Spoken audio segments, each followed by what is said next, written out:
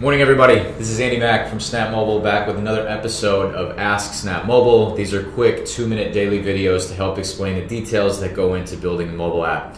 For today I want to talk a little bit about pricing schemes.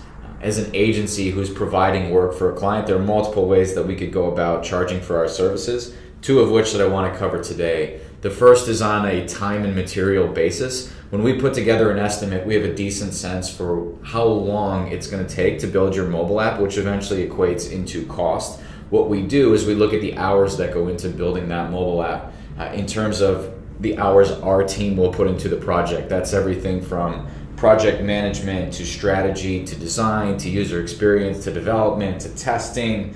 All of those hours go into the cost of a project. And on a time and materials basis, the way that would be handled is you put an estimate together, you give the client a rough idea of what that cost will be. That could be in the form of a range, might be $5,000 to $10,000 or even a bigger number. Or somebody would just provide one number and say give or take 10, 15, 20% on each side. Once that part of the project is finished, said agency would come back to you and say, okay, these are the actual hours we put into the project, with the hope being that it's somewhere around the original number that was estimated for you.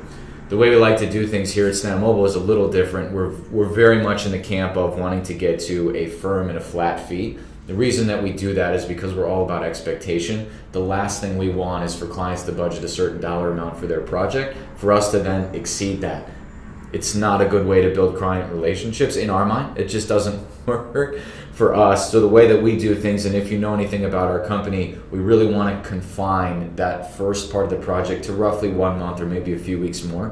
What that gives us is the opportunity to put an estimate together that we feel entirely comfortable with, that we can put a firm and a flat fee to it, that we know is not going to change. Even if the project takes us a week extra, which has happened, we eat those costs because we very much want the client to fully understand and us not to change what that original bill would be. So just to recap, there's time and materials, which is very much an estimate that then turns into a fee based on hours worked at the end of the project, or there's a firm and flat price, which is what our team focuses on to make sure that that price doesn't change over the course of the project. Hope that helps. As always, if you have any questions, please feel free to let us know. More videos coming your way soon. Thanks so much.